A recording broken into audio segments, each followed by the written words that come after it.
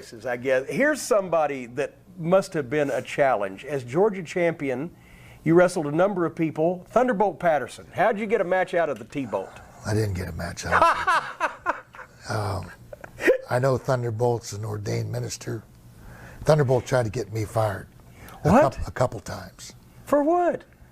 Because he figured I was trying to beat him up, and I was trying to make a match out of it. You know, I tell a story one time. You know, the people know Greg Valentine. Well, my finish, setting up the finish to the Cobra, was a flying clothesline. So I tell this to get to Thunderbolt. I throw Valentine in, and when you see Greg, ask him. I hit Valentine with a clothesline. I left my feet, and I, boom, hit the mat, and I'm looking around. Yeah, that's right. It wasn't a lariat style. It was when you caught him, you kicked your feet out, he kicked his feet out, and went down, boom. And I come off the rope 150 miles an hour and laid it into him. I hit the mat, and I look, and Valentine's just rocking, rocking in the middle of the ring. Staggers, and he goes against the damn rope. Next night, I work against him again. I guess, well, okay, throw him in, and I went through him. Yeah. And I heard a, ooh, and he went down. After the match, says, the hell did you hit me so hard for? I said, well, last night I thought I missed you, so I want to make sure. So I did the same thing to Thunderbolt Patterson. He wouldn't sell. This business is give and take. It's not take. Yeah. I want to have a good match. I want you to have a good match, but we have to have a good match together.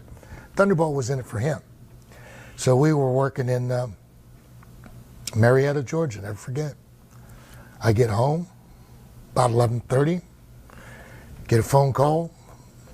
My boy, you have to come in and talk to me tomorrow. Talk to you, see you in the morning. He called Barnett as soon as he got off the... T-Bone's upset. Yeah. Do you think... But I didn't get fired. Well... We just had to just switch it. You know who was really pissed off? Ole, because Ole, they took me out of the program with Thunderbolt, and Ole had to work around. And now Ole's the thanks because nobody wanted to work with Thunderbolt. And and that was a shame because there was a guy that at one point drew tremendous money, and he had the ability to talk.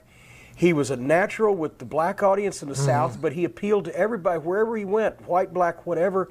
He talked, and he had that rap and that aura about him, but Jim, he couldn't or wouldn't. Here's what happens. You know it. How many guys will you see in an event that actually believe they did what they did? Yeah. You didn't help them, and I didn't help them. They won. Yeah.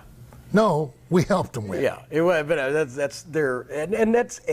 Do you think that's why he adopted the every time that he couldn't get a job or couldn't get a push, because you couldn't put a belt on him because you couldn't get it off of him? From what I understand. Couldn't have a Cadillac tournament. You couldn't have a Cadillac tournament. He'd keep the car. Yeah. And then and Ole booked him many more times than most people would, because Ole knew that he was a money card, and he did like him. But that's when he started the discrimination lawsuits. If he couldn't get booked, well, I'll sue. Yeah. And then they'd give him a pity booking, and that didn't do anybody any good. Yeah. Was he his own worst enemy? Because he at one point was such a big star and just... Well, see, I can't comment on it honestly because I don't like the guy. Okay. And there's not too many people, you know me. Yeah. I like almost everybody. Well, let's talk about another unpopular